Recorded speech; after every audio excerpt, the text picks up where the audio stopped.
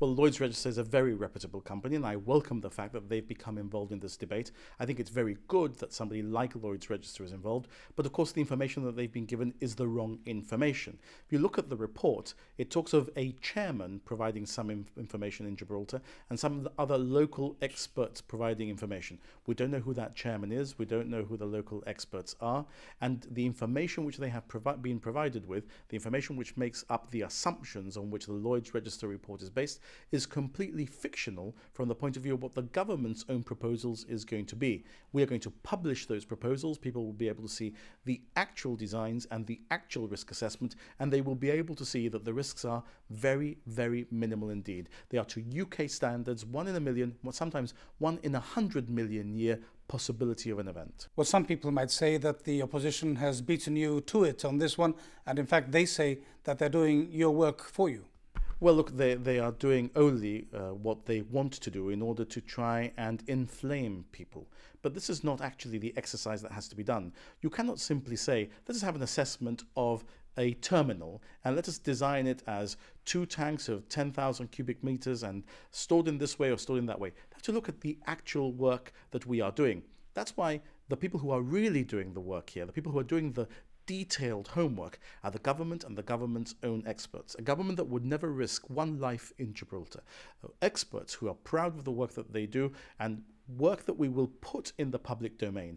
And look, the GSD is then able to take the work that we prepared and assess it itself. But the Lloyds Register report is really today based on the GSD's own assumptions, which they, I assume, put to Lloyds Register, or this mysterious chairman, the person who has mysteriously funded a £100,000 report, have decided is the case. But those things are a million miles from the reality of the designs which are going to be put, which are going to be 100% safe. They're going to be within the standards of risk which are accepted in the United Kingdom. Yes, as you mentioned, the report has cost £100,000, and at the press conference you've called on Mr. Feetham to make public who actually put the money up front.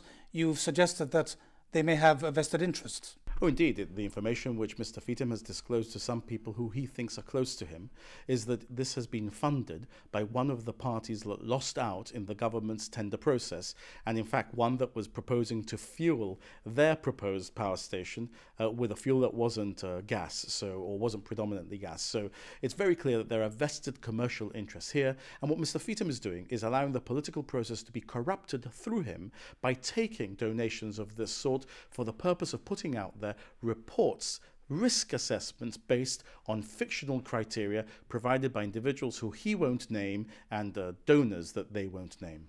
The main finding of the report is that there could be an unacceptable level of risk if the power station is located at the North Mole and the bunkering facilities are either there or on the detached mole. Isn't it worth perhaps stopping and thinking whether this may actually be true, whether there may be some truth in this and it might be advisable to have this facility elsewhere? Oh, it would be. If that were the case, absolutely it would be. Because look, my long-term interest is the security of Gibraltar, the safety of Gibraltar and the prosperity of Gibraltar. I don't want to do anything that puts Gibraltar at the level of unacceptable risk.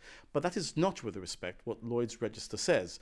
Lloyds Register go on to say what could be done to mitigate the risk to an acceptable level. And the work that the government is very advanced in doing is in producing a design that deals with all of those issues and is a mature reflection of all that work, which therefore deals with the risk in a way that it can be presented to the public, for the public to understand and see that level of risk which is proposed by the government for that area, which would be the lowest potential risk for this type of operation, and why, to a UK standard and beyond, it is absolutely acceptable and the right choice for our community. This is not a political game. We should not be inflaming people with fear. We should not be talking of fireballs and of risks which can't be determined. That is very, very irresponsible. The government is going to be responsible. We're going to put in the public domain our final detailed designs and the risk assessments of that. And then third-party assessors and third-party experts can look at those as well and come back. This is not an area for subjective views. This is an area for scientific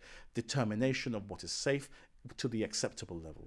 As you say, you're going to make the reports public once they've been finalized. So in the context that you haven't received them yet, is there a possibility that the government might yet change its mind either on the use of LNG as the preferred fuel or the location? Let me give you an assurance so that your viewers understand what my position is. Should there be, from the government's experts who are completely independent, I wouldn't accept an opinion from somebody who has a vested interest in using LNG or whatever, from independent experts, that there was a risk which was above the acceptable level of risk, 1 in a million, 1 in 100 million year event, then the government would not proceed with the power station.